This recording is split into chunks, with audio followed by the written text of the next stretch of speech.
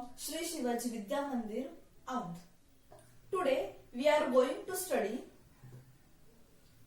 DNA fingerprinting. So, what do you mean by DNA fingerprinting? We already know what is a DNA and what is a fingerprinting. Have you ever think about that? You are looking like your parents, like mother or a father. So why it is happen? Why we are looking like our parents? The reason behind this, genes, and these particular genes are present on the chromosomes, and these genes are responsible. That's why we are looking like our parents. How it is happen?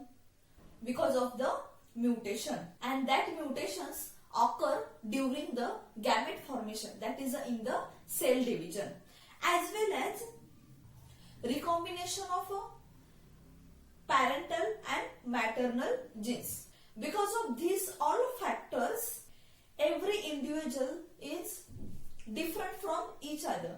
Everyone has, that means every person, every organism or every individual has their own personality as well as their own genetic makeup, and this is called as a fingerprinting. So, have you ever seen CID show or serial?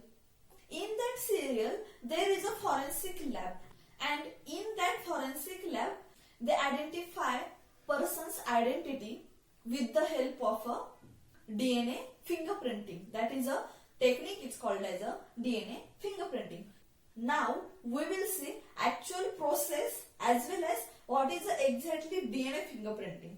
So, we have already seen that what is a fingerprinting, and technique for identify a person with the help of a DNA analyzing called as a DNA fingerprinting, and this DNA fingerprinting also called as a DNA profiling.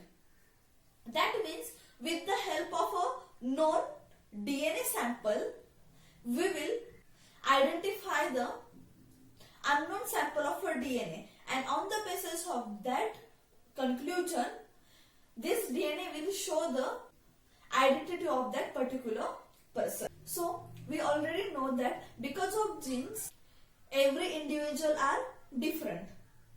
That means everyone looking different, but they are similar as our parents.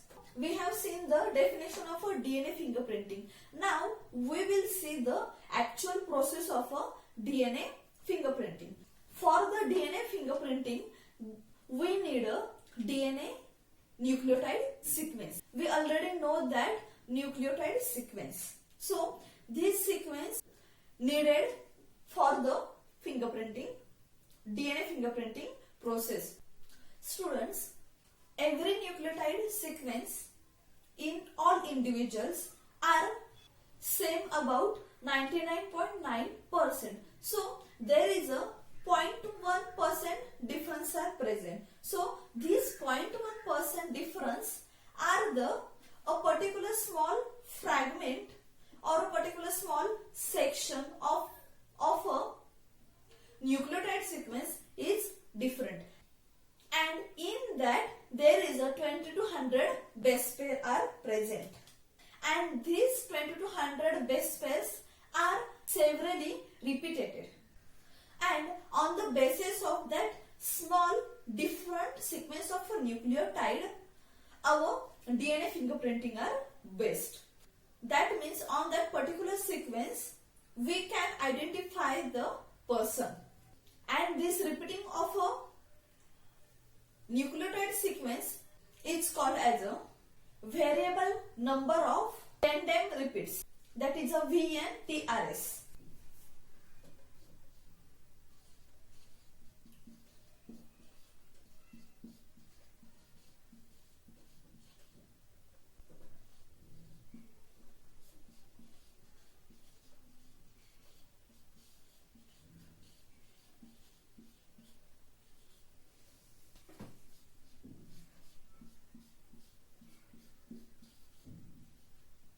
That means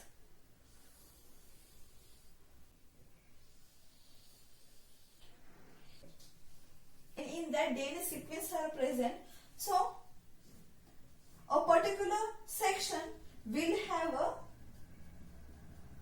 repeated DNA sequence. That means it is a different DNA sequence, and this DNA sequence will get repeated several times, and this repeated sequences is called as a VNTRS. That means variable number of tandem repeats, and these VNTRS are different in every individual, and that's why this is the key of identification. That means on the basis of this sequence we will do a DNA fingerprinting process. Now we will see what steps are included in the DNA fingerprinting and how it works. So first is the isolation of a DNA. We isolated DNA. How we isolated DNA? Because of isolation, we have to take a small amount of a blood sample, and after that centrifuge it. And when we centrifuge it, after that small quantity of a DNA we get. So it will called as a isolated purified DNA. You can see here, this is the sample of a blood, and from that isolated purified DNA is occur by the centrifugation method. After that, second step is started, restriction digestion. So this isolated purified DNA is treated with restriction enzyme, and when this restriction enzyme is treated with DNA, it results in a small fragments of a DNA. You can see here there is a small pieces of DNA are occur. That means because of these enzymes, DNA cuts into small fragments, and these small fragments will have a variable length. After getting the small fragments of a DNA, next process is the gel electrophoresis. So what is the gel electrophoresis? In this process, you will see various names and various processes.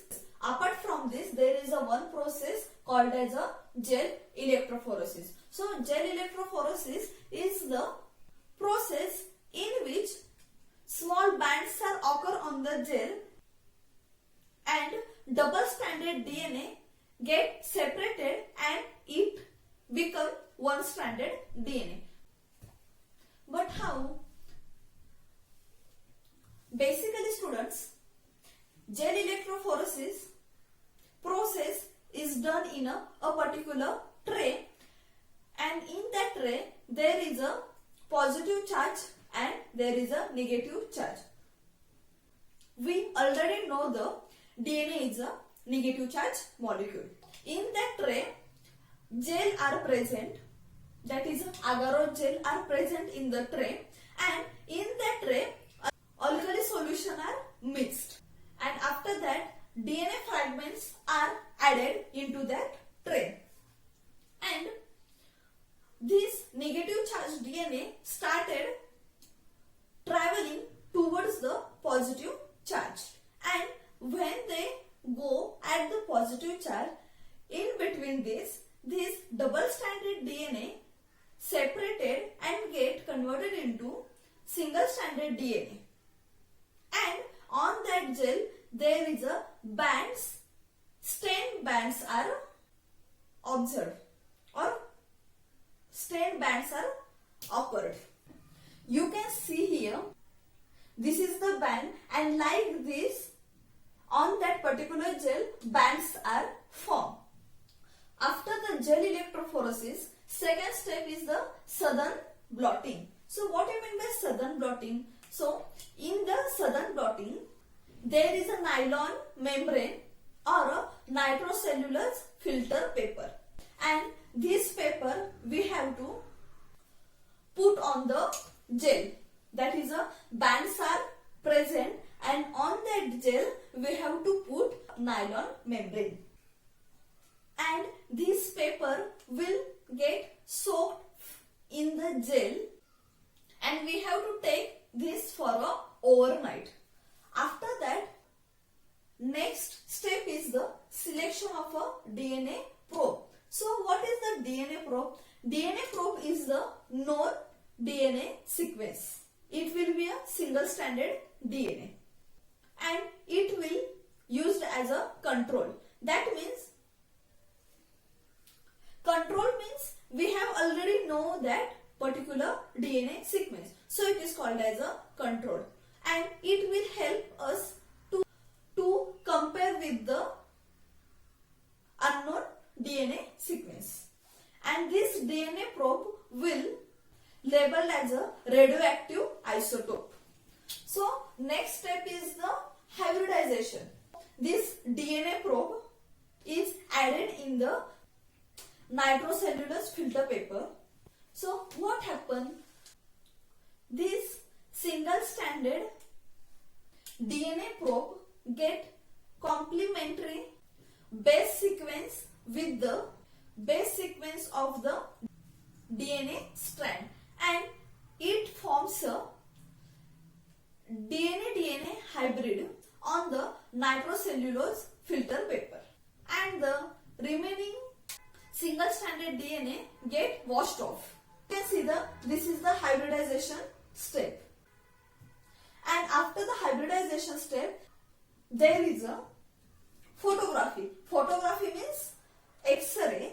So this nitrocellulose filter paper is photographed on a X-ray film by a autoradiography, and on that X-ray we will see the bands of a DNA, that is a hybrid DNA, and on the basis of this X-ray film we will identify the particular person, and this is the process of a DNA fingerprinting. The application is the forensic science. In forensic science, it is useful for the identify the rape case or a murder case. It is also used for the identification of a biological parent, that means biological father or mother of a child. As well, DNA fingerprinting also used to in pedigree analysis of cat, dog, horses and humans. This is the DNA fingerprinting and the process of a DNA fingerprinting. So today we have seen the DNA fingerprinting and as well as application of a DNA fingerprinting. Thank you.